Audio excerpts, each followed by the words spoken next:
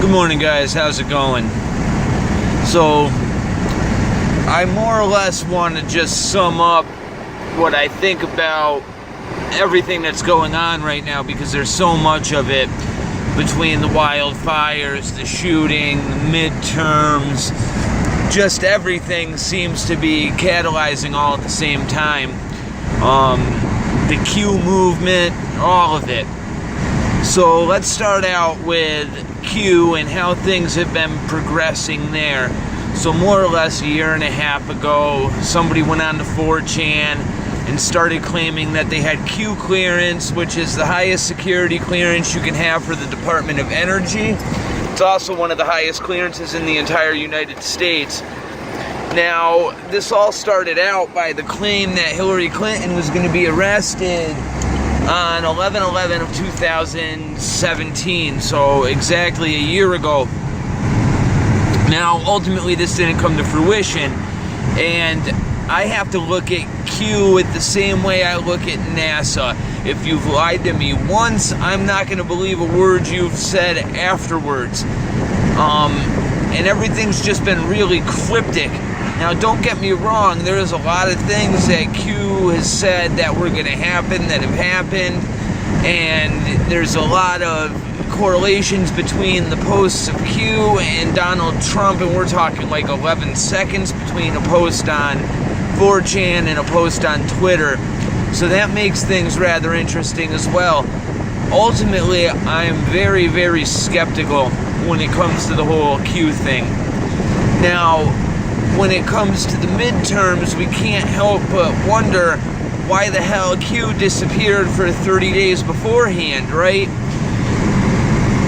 And then people are upset that, like, Donald Trump and the Republicans didn't manage to keep the House and all this other stuff, but at the same time, they still have faith in Q.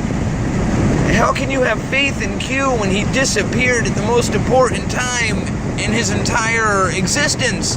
30 days before the election, when the troops needed rallying and motivation, he disappeared and left it in limbo. And wouldn't information during that time period have been very beneficial? Even if we couldn't have won the House, even if it was out of all possibility, wouldn't have been beneficial to be able to talk to your constituency, the people that you have following you, right? Now, on top of that, he's been saying trust Sessions, trust Sessions, trust Sessions, and then the day after the election, like I've been saying forever, Donald Trump fires him, right? Now, I honestly think that that's been the plan all along, because Donald Trump signed an executive order back in 2017 that allows him to appoint anybody he wants. As long as they're a member of the DOJ without going through Senate confirmation, they can stay in that position for 210 days. And then if he nominates somebody and that person fails nomination, he can stay for another 210 days. So he can theoretically stay in office as Attorney General for 420 days because of an executive order Trump signed back in 2017. So Trump knew that he was going to fire Sessions at some point, and Sessions also knew this was going to happen because he's no dummy. If he would have known that that executive order existed like I did, he would have known he was getting fired. But that ultimately leads me to believe that Sessions has been doing something in the background under Trump's direction. I mean, you have to look at it like this. Trump uses people to shift the media's narrative. He did this with Omarosa. Omarosa was working for him the entire time. That entire thing was a distraction from moves that Trump was making in the background, right?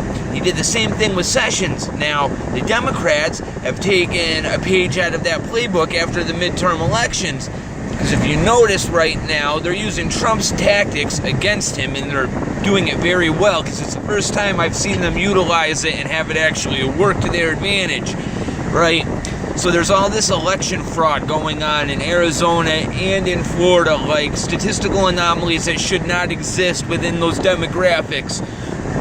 Early voting in Arizona was Republican majority, right? So the Republican races had the majority of votes for early voting. And Arizona's a red state, So that should tell you that the day of the election should have the same kind of demographics, right? However, that's not the case. They counted the early votes. McCaskill, whatever, the Republican was up by 20,000 votes, and then within an hour, was down by 20,000, right? That just doesn't make sense at all. And then in Florida, it's just blatant what's going on there. It's Broward County all over again. Broward County has a bunch of problems with the way they run. Absolutely everything. This isn't the first time their electioneer, the person that's in charge of elections, has run into trouble. She's been charged with felonies and misdemeanors and actually found guilty of them, and she's still in that position. Now, Broward County is a clusterfuck to begin with. This is the same county where the shooting with Nicholas Cruz took place.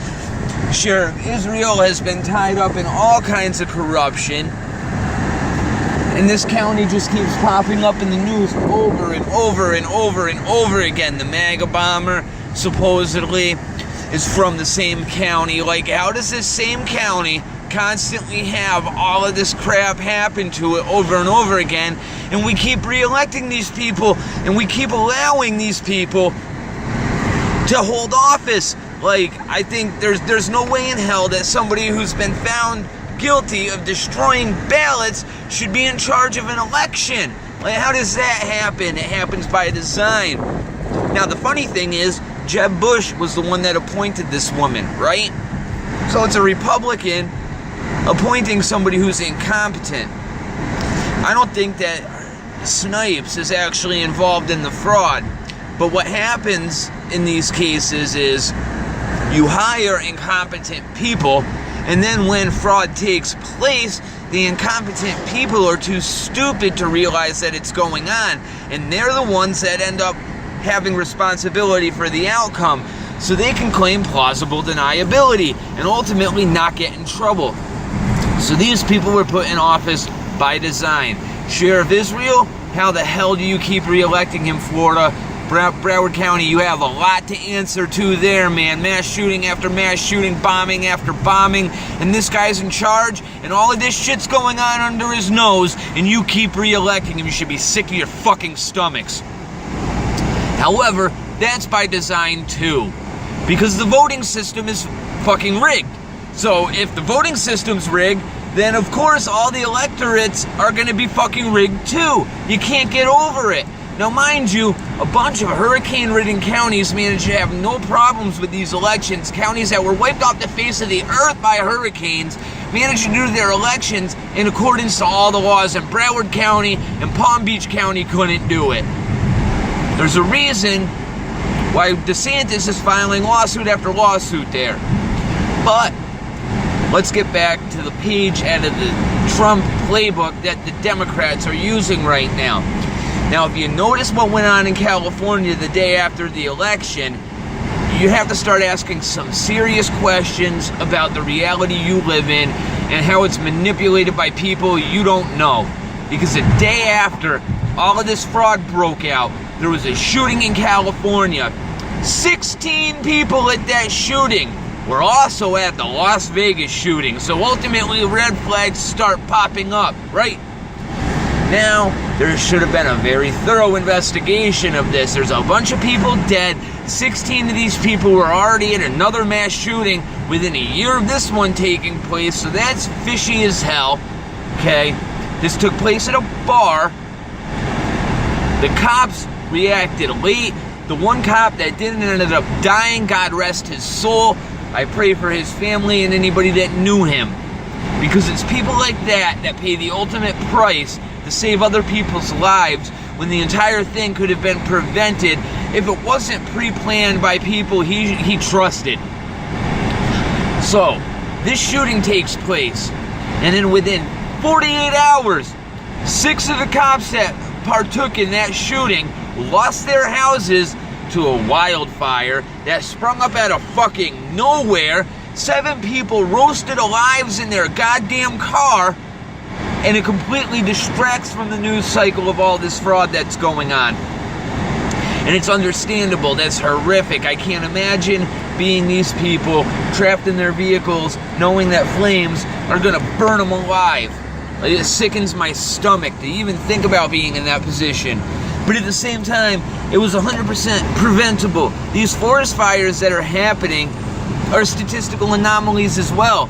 The amount of acreage that has been burnt in California this year is insane. Absolutely insane. It isn't fire season right now. Like, what the fuck is going on? You look at some of these communities, right? And one house is burnt to the fucking ground. The copper's melted. The cars are melted in the pools. The house next door isn't even touched. And trees still have green foliage. That's impossible unless it's an unnatural means. Believe me, I'm a firefighter. I've fought forest fires. I've fought brush fires. I know how flames react to natural environments. Granted, I've never been in California. That's a different animal. I've fought fires on the East Coast. A lot smaller trees. They don't burn as well. It's not as dry.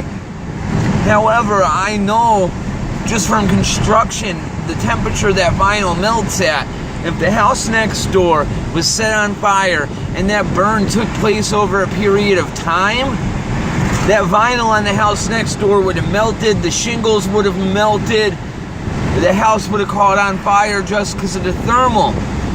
And that's not happening. It's not happening in California, and you have to ask yourself why.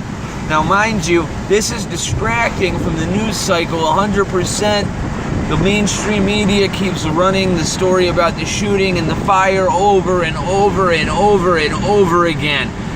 There was another distraction that happened with Trump as well. He apparently was over in France for Veterans Day.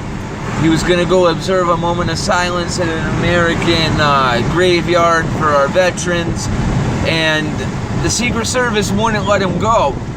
Now, you have to ask yourself why. Trump is one of these guys that he's a defiant motherfucker. Doesn't listen to Secret Service very often.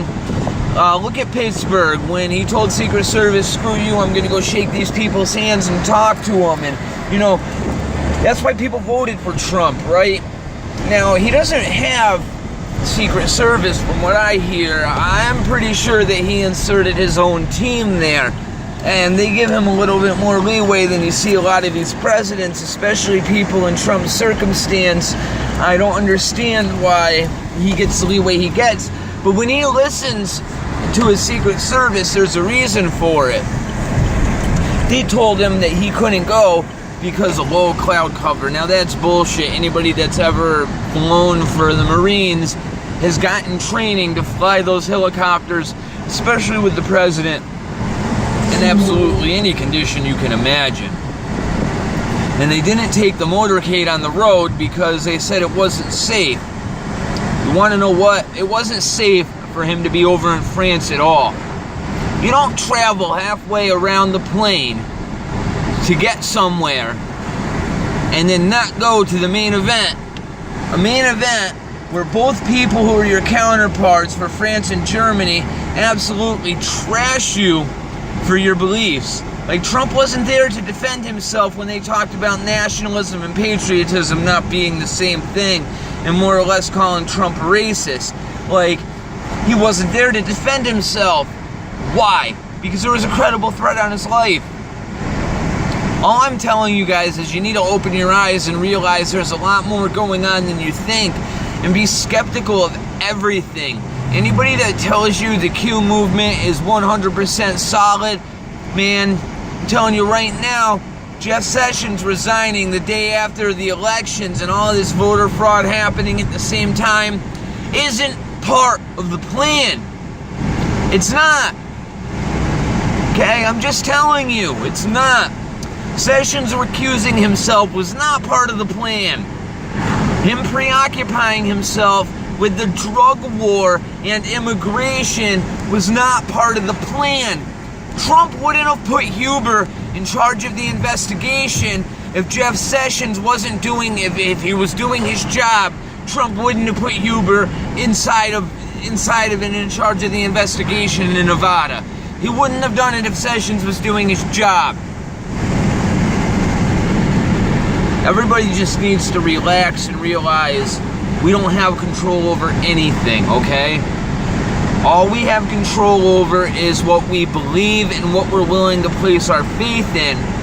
And our faith manifests inside of this reality. Whatever it is, whatever you believe, influences and manifests in your life one way or another.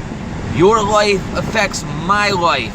So I'm going to do everything I can with my life to give you my perspective. Because I don't want you fucking with my existence and realizing, without realizing, you're doing it. So wake up, man, and smell the roses.